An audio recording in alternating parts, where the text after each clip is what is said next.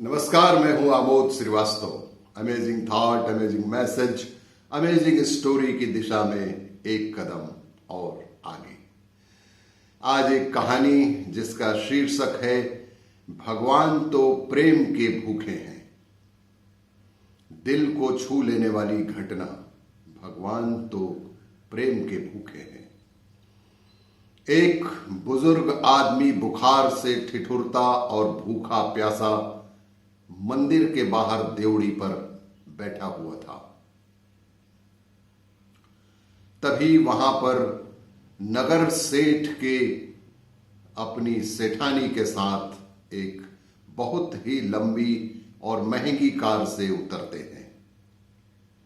उनके पीछे उनके नौकरों की कतार लगी होती है। उनके पीछे उनके नौकरों की कतार लगी होती है। एक नौकर ने फल पकड़े हुए है, दूसरा नौकर ने फूल पकड़ रखा है, तीसरे नौकर ने हीरे और जवाहरात के थाल पकड़े हुए हैं, चौथे नौकर ने पंडित जी को दान देने के लिए मलमल के 3 जोड़ी धोती कुर्ता पकड़े हुए थे और 5वें नौकर ने मिठाइयों के थाल पकड़ रखे थे। पंडित जी ने उन्हें आता देखा तो दौड़ के उनके स्वागत के लिए बाहर आ गए। पंडित जी की नजर जैसे ही उस नगर सेठ पर पड़ी तो उनके स्वागत के लिए वे तत्काल बाहर आ गए और बोले, आइए सेठ जी, आपके यहां पधारने से तो हम भी धन्य हो जाते हैं। सेठ जी ने नौकरों से कहा, जाओ तुम सब अंदर जाकर थाल रख दो।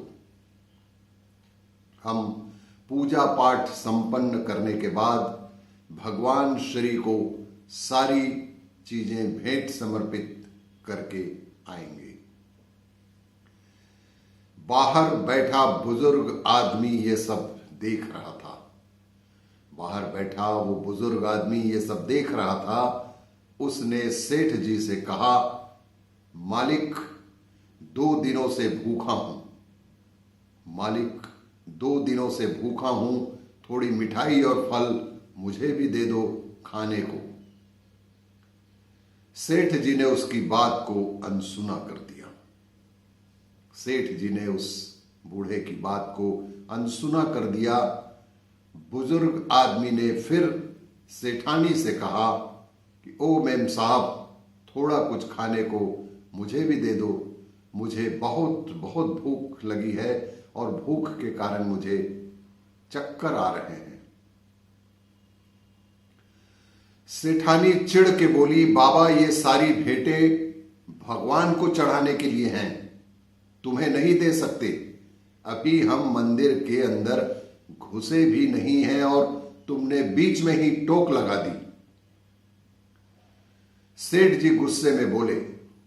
सेठ जी बहुत तिलमिलाकर गुस्से में बोले, लो पूजा से पहले ही टोक लग गई। पता नहीं अब पूजा ठीक से संपन्न होगी भी या नहीं। कितने भक्ति भाव से अंदर जाने की सोच रहे थे और इसने अड़चन डाल ही दी। पंडित जी बोले, शांत हो जाइए सेठ जी, इतना गुस्सा मत होइए। आपको इतना गुस्सा शोभा नहीं देता है। आप नगर सेठ हैं, थोड़ी दयालुता मन में होनी चाहिए। अरे क्या शांत हो जाइए पंडित जी, आपको पता है पूरे शहर के सबसे महंगे फल और मिठाइयां हमने खरीदे हैं और प्रभु को चढ़ाने के लिए यहां उपस्थित हुए हैं और अभी चढ़ाए भी नहीं और पहले ही अड़चन आ गई। सारा का सारा मूड ही खराब कर दिया इस भिखारी ने।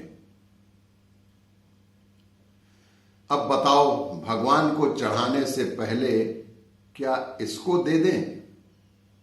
अब बताओ, भगवान को चढ़ाने से पहले इसको दे दें क्या पूरा सामान? पंडित जी बोले, अरे ये पागल है ये आदमी, तो मैं इसे जानता हूं, आप इसके पीछे अपना मूड खराब मत करिए। चलिए अंदर आप चलकर पूजा करिए। मैं इसको समझा कर आता हूं।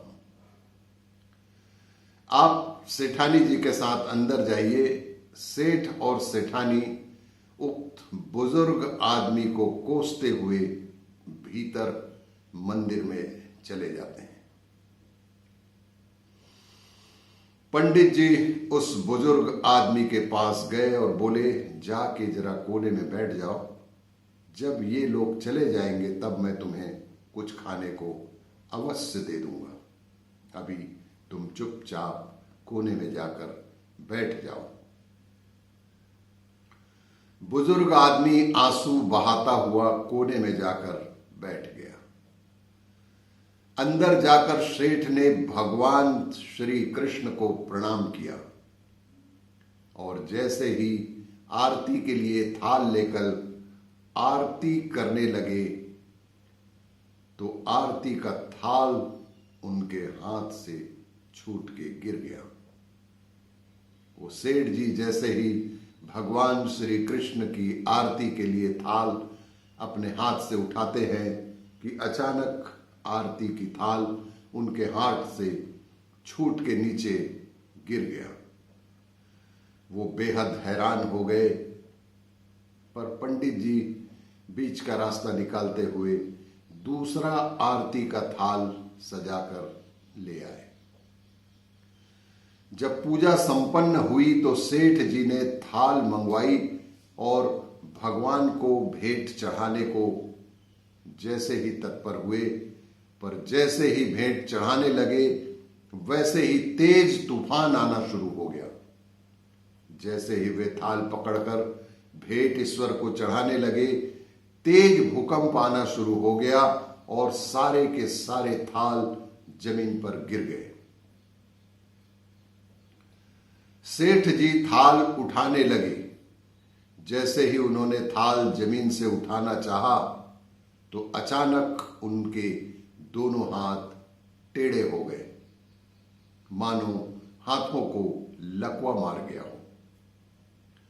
ये देखते ही सेठानी फूट फूट कर रोने लगी। ये देखते ही सेठानी फूट फूट कर रोने लगी। बोली, पंडित जी देखा आपने, मुझे लगता है उस बाहर बैठे बूढ़े से नाराज होकर ही भगवान ने हमें यह दंड दिया है। उसी बूढ़े की अड़चन डालने की वजह से भगवान हमसे नाराज हो गए। सेठ जी बोले, हां, उसी की टोक लगने की वजह से शायद भगवान ने हमारी पूजा स्वीकार नहीं की और भगवान हमसे नाराज हो गए। सेठानी बोली, हाय, ये क्या हो गया? इनके दोनों हाथों को अचानक से हाथों को लकवा मार गया। इनके हाथ टेढ़े कैसे हो गए? अब क्या करूं मैं? जोर जोर से रोने लगी। पंडित जी हाथ जोड़ के सेठ और सेठानी से बोले। पंडित जी ने बहुत ही विनम्रता से हाथ जोड़कर सेठ और सेठानी से बोले, माफ करना नगर सेठ जी, एक बात बोलूं आप दोनों से। भगवान उस बुजुर्ग आदमी से नाराज नहीं हुए हैं।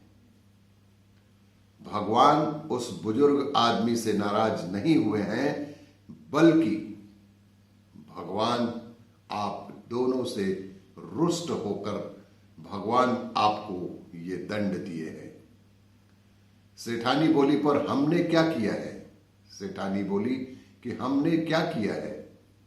पंडित जी बोले, क्या किया है आपने? पंडित जी बोले, क्या किया है आपने? मैं आपको बताता हूं। आप इतने महंगे उपहार, फल फूल, चादर सब भी लेकर आए भगवान को चढ़ाने के लिए। आप इतने महंगे उपहार, फल फूल लेकर आए भगवान को चढ़ाने के लिए, पर ये आपने नहीं सोचा कि हर एक इंसान के अंदर भगवान परमात्मा रूप में बसते हैं।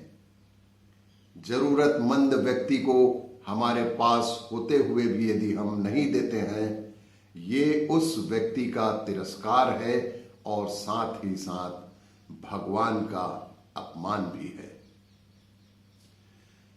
आप अंदर भगवान के विग्रह पर भेंट चढ़ाना चाहते थे, पर यहां तो खुद उस बुजुर्ग आदमी के रूप में भगवान आपसे प्रसाद ग्रहण करने आए थे।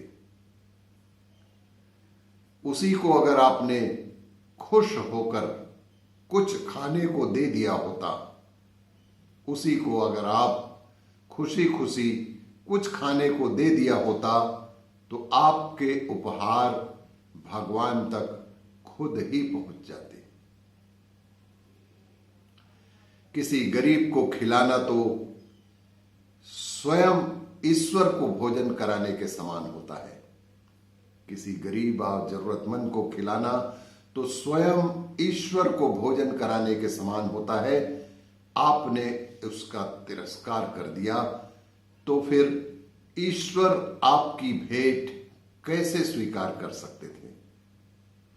एक चिंतन करिए और हमारे दैनिक जीवन में भी इस तरह के वाकया होते हैं, कृपया ध्यान रखें।